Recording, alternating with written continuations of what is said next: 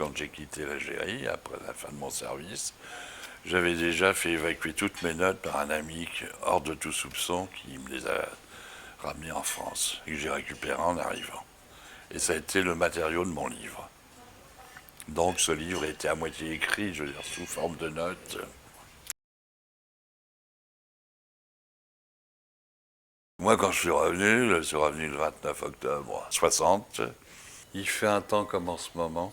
Il fait froid. C'est fin octobre. On a passé une nuit entière dans le bateau.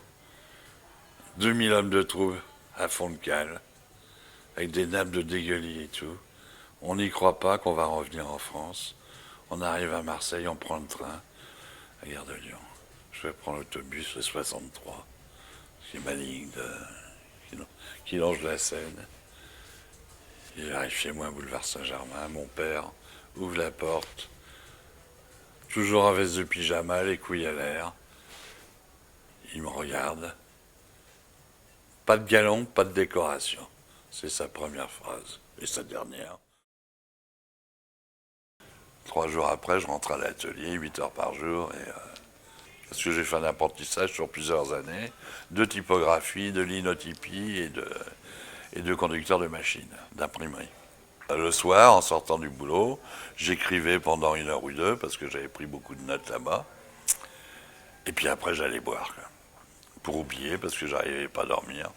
J'ai fait des cauchemars pendant 2-3 ans. Et je crois que ce qui m'a sauvé, ça a été d'écrire ce livre. Et au bout je l'ai écrit très rapidement. Je l'ai écrit, je crois, en 2 mois.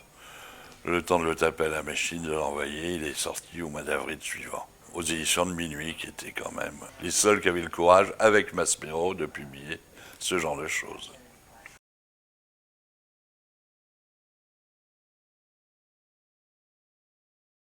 Je n'avais pas 23 ans quand Les Égorgeurs ont été publiés. Il est paru, autant que je me souvienne, un vendredi.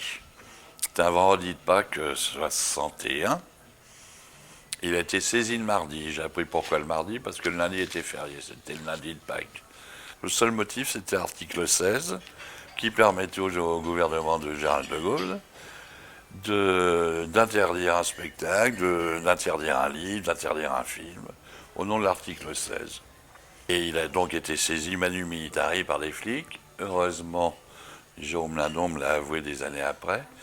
Il y a eu très peu d'exemplaires de saisie parce qu'il y avait un commissaire de police qui était un bon républicain qui prévenait les éditeurs à l'époque, au moment des saisies.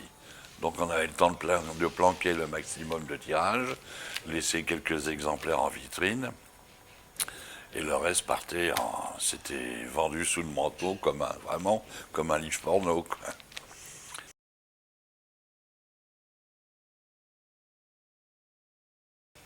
Et ce que j'ai vu, ce que je raconte, personne ne l'a jamais contesté. Il n'y a aucune poursuite qui a été entamée contre moi.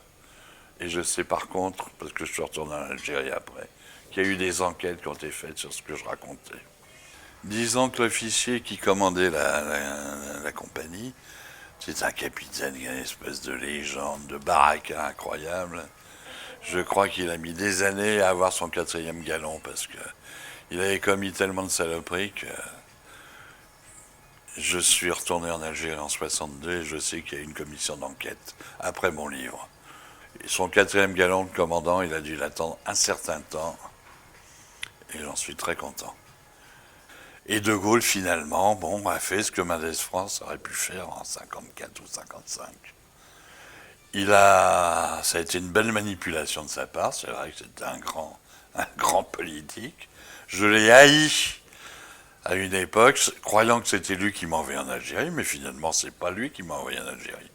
C'est les communistes, les socialistes, c'est toute la classe politique qui m'a envoyé en Algérie.